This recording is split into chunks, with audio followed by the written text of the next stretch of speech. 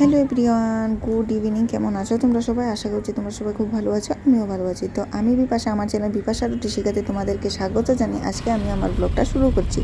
তো দেখতেই পারলে তোমরা যে আমি ছিলাম ফেন্সি বাজার। এর আগের একটা ভিডিওতে তোমাদের সঙ্গে শেয়ার করেছিলাম যে আমরা ফেন্সি বাজার গিয়েছিলাম, কিন্তু সেই রকম কেনাকাটি করিনি। তো এখন যেহেতু আমরা বাড়িতে চলে যাচ্ছি আর দু একদিন মাত্র আছি, তো সেই জন্য টুকটাক কিছু কেনাকাটি করব।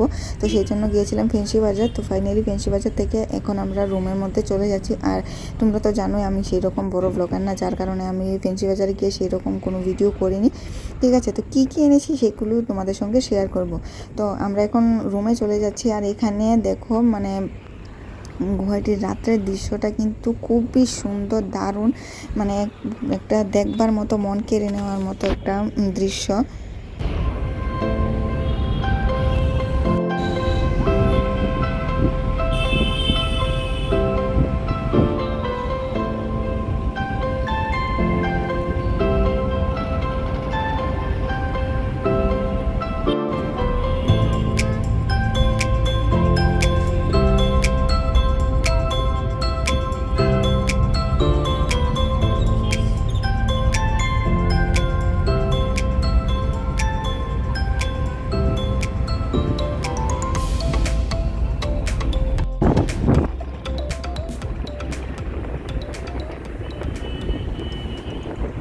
তো আমরা কিন্তু ছিলাম গুয়াহাটির বেলতলায়। তো বেলতলা থেকে ফেন্সি বাজার যেতে আমাদের 450 টাকা গাড়ি ভাড়া পড়তো ওপরে।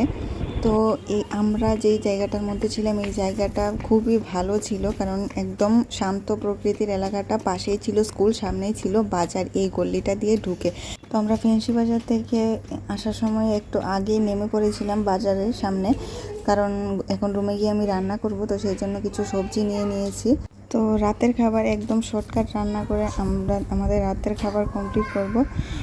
আমি মনে করি কিছু টাকা পয়সা জমিয়ে অনেক দূরে কোথাও ঘুরতে যাওয়া মাঝে মধ্যে অনেকটা বেটার, কারণ কেননা মেন্টালি অ্যান্ড ফিজিক্যালি খুবই ভালো থাকা যায়। তো এই যে দেখতেই পাচ্ছ অনেক কিছু শপিং করে এনেছি। শপিং করে এনে তোমাদের সঙ্গে নেক্সট ভিডিওতে তোমাদের সঙ্গে শেয়ার করার চেষ্টা করব। নেক্সট ভিডিওতে কিন্তু আরও অনেক ভালো একটা ভিডিও আসছে, দেখার জন্য আমার চ্যানেলটাকে অবশ্যই সাবস্ক্রাইব করবে। তো চলো আজকের ভিডিও এখানে শেষ করছি, টাটা।